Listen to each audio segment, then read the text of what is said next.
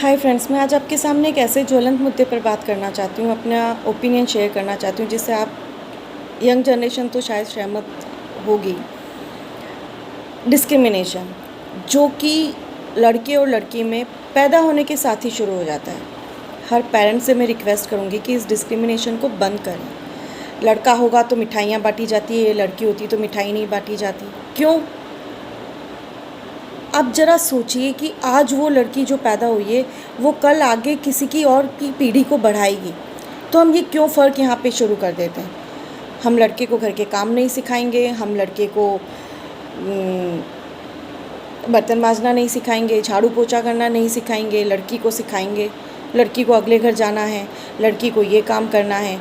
हम लड़के को रोने नहीं देंगे, अरे बेटा मर्द है तू, मर्द के बच्चे थोड़ी ना रोते हैं, लड़कियों का तो काम ही रोना होता है। हम बचपन से ही उन्हें कमज़ोर बना देते हैं, जबकि हर औरत और आदमी को ये समझना चाहिए कि औरत कमज़ोर नहीं होती है। अगर वो कमज़ोर होती है तो जितना दर्द वो सहती है एक डिलीवर करने में एक बेबी को, उतना दर्द दुनिया का कोई आदमी नहीं सह पाता। तो कैसे आप एक औरत को कमज़ोर बना देते हैं? बचपन से ही हम उसको कमज़ोर बना देते हैं। क्यों? बदलिए इस सोच को और लड़कों के अंदर ये संस्कार दीजिए कि लड़कियां कोई कठपुतली नहीं हैं, लड़कियां कोई खेलने की चीज़ नहीं है। उन्हें ये संस्कार दीजिए घर से ही। अगर माँ बाप उन्हें इस तरीके के संस्कार देंगे, लड़कियों को सोचने का, देखने का नज़रिया बदलेंगे। पहले खुद बदलिए और अपने बच्चों के अंदर भी उन बदले हुए संस्कारों को दीजिए। क्यों हम लड़कियों के कपड़ों को देखते हैं, उसकी आत्मा को क्यों नहीं देखते? आपने कभी सोचा है कि इस तरीके की हरकतों से लड़कियों की आत्माओं को कितनी चोट पहुंचती है, बर्बाद हो जाती हैं, वो अपने आप से नफ़रत करने लग जाती हैं। कभी आप ये क्यों नहीं सोच पाते? ये हम अपने बेटों को वो संस्कार नहीं देते।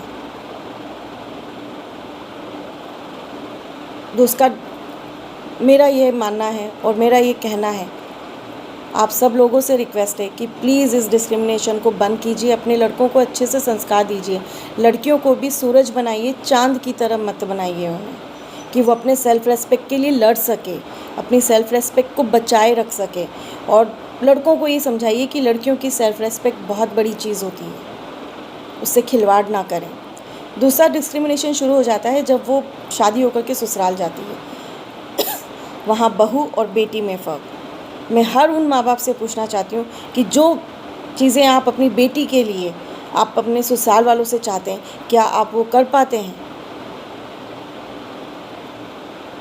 हर पिता अपनी बेटी के लिए एक राजकुमार ढूंढता है, वो भी तो किसी की राजकुमारी को शादी करके लेके आया है, तो क्या वो राजकुमार है?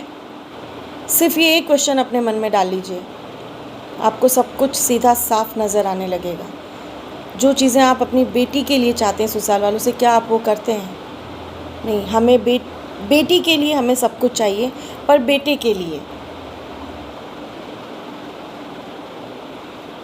क्योंकि आपकी बेटी किसी और के बेटे की वाइफ बनेगी, या आपका जो बेटा है वो किसी और को लेकर के आएगा। तो हम अपनी बेटी के लिए तो सारी सुविधाएं चाहते हैं, हर चीज़ चाहते हैं, लेकिन जब बहू को देने की बात आती है वही चीज़, बेटी को तो आप चाहते हैं कि वो ससुराल में सूट पहने, सर ना ढके, लेकिन आपको अपनी बहू सर ढकी हुई, सिमटी सी, सिकुची सी, जो आप कहें वो मान ले, सीधी सिंपल गाय की तरह रहे, जैसा आप कहें वैसा वो मान ले। जहाँ उसने अपना मुंह खोला वहीं रिश्ते बिगड़े, वहीं बहू बुरी हो गई। ऐसा क्यों? क्या आपका बेटा हमेशा परफेक्ट है? बहू को भी वो प्यार दीजिए, वो सम्मान दीजिए, वो इज्जत दीजिए जिसके काबिल वो है। हर तरफ बहू और बेटी में फ़र्क मत कीजिए।